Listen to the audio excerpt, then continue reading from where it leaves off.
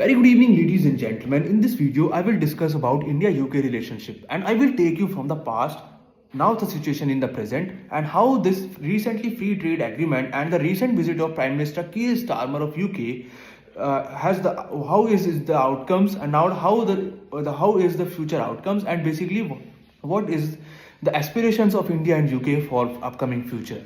So if I start from the past, it was a complete chaos of independence and colonization in India after the independence, and up to 1990s, India's shift towards UK was very less as compared to other big powers, because India was more shifted towards Russia, as we had a more and more deals related to defense manufacturing, related to defense equipments, imports and exports.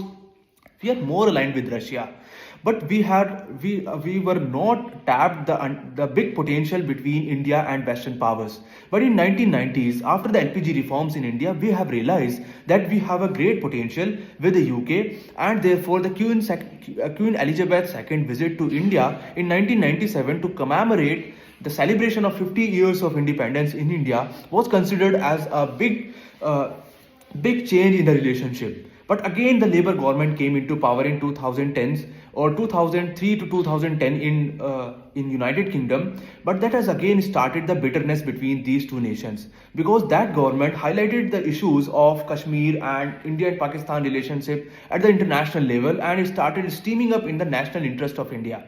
Therefore, the again government has changed. In 2014, when Prime Minister Modi government came into power, the relationship again started elevating, and they both countries have, which they could have done earlier and could have thought of the upcoming future. They started elevating their ties in 2014, and they have also started considering a future roadmap up to 2030. And that is the efforts of the previous governments and the previous prime ministers which India and UK had, that today in 2025 we could have signed the free trade agreement between India and UK.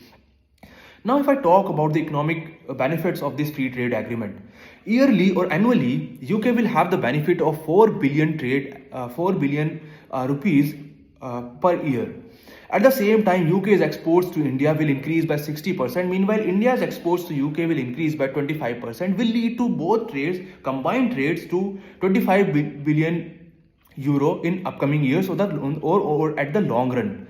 So that roadmap for the economic point of view is very good, and there is a huge potential which is still untapped. If I talk about India's leather, textile, jewelry, and the labor-intensive sectors, basically, which is highly hit by the US tariffs nowadays. So at this time of uncertainty, India's trade deal with the UK as well as with the Europe, which is now under consideration, is very crucial.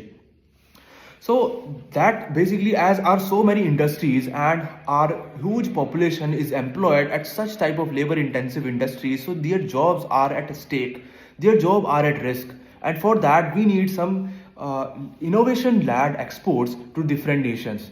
And as western powers and these UK like countries like UK and European powers are very crucial for that. If I talk about the recent visit of Prime Minister Keir Starmer to India recently, it was also one of the best visits for India's and UK point of view, because it was highlighted, it came at a considerable pomp between two nations.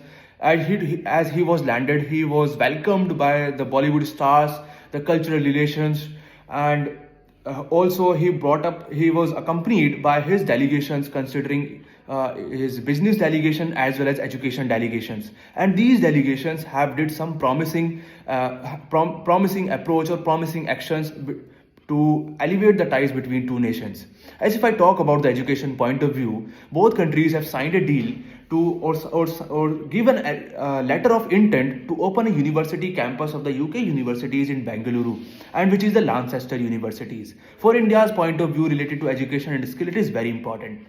Again, if I highlight the artificial intelligence point, we all know that UK is still a superpower in technological development, defense advancement, manufacturing, research and development, health and climate change. Everywhere in these type of fields, UK is a superpower, and UK has promised, or basically the deal has signed, to join artificial intelligence centers or the collaboration center in India. Talking about the defense point of view, both countries have signed a deal of $350 million to develop large long-range missiles. at the lightweight long range missiles. At the same time, they have also signed to develop electric propulsion engine for India's submarines. Now, if I talk about the joint free trade agreement, so this free trade agreement is not just for the economic point of view, but it has untapped the big potential between two countries related to climate change, related to India's aspirations or technological development in agricultural sector. So for the future point of view, we need to take the step, or we need to think about that these relationship or these big aspirations should not be up to the highlights of the newspaper, but should work on the ground.